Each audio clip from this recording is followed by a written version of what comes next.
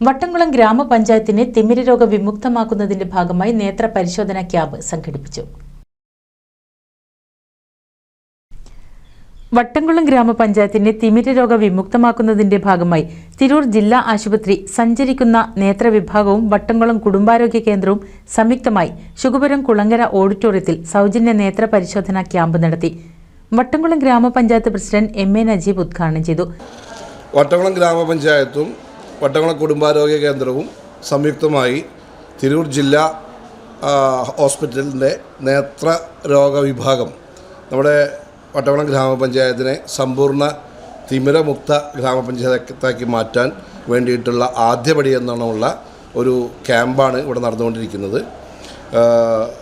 40 വയസ്സ് കഴിഞ്ഞിട്ടുള്ള sugar patients ആയിട്ടുള്ള ആളുകളെയാണ് നമ്മൾ ആദ്യം ചികിത്സിച്ചിട്ട് അവർക്ക് വേണ്ട ചികിത്സകൾ കംപ്ലീറ്റ് സൗജന്യമായി ശസ്ത്രക്രിയ ആയാലും മറ്റ് എന്താ പറയുക മരുന്നുകളായാലും തിരൂർ ജില്ലാ ആശുപത്രി മുഖേന വട്ടംകുളം FHC മുഖേനയും. ഗ്രാമപഞ്ചായത്ത് വൈസ് പ്രസിഡന്റ് ഫസീല സജീബ് അധ്യക്ഷത വഹിച്ചു.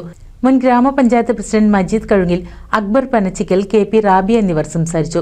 Doctor PP Abdul Malik, AM Shahul Hameed, Anjali Muraleedharan, P Anamika, K Jisha, KC Manilal, Satheesh Ayyappil, KG Ninu, P Sreeshma, SS Feba, NM Thameesa എന്നിവർ ക്യാമ്പിന് നേതൃത്വം നൽകി. NCV news Edappal.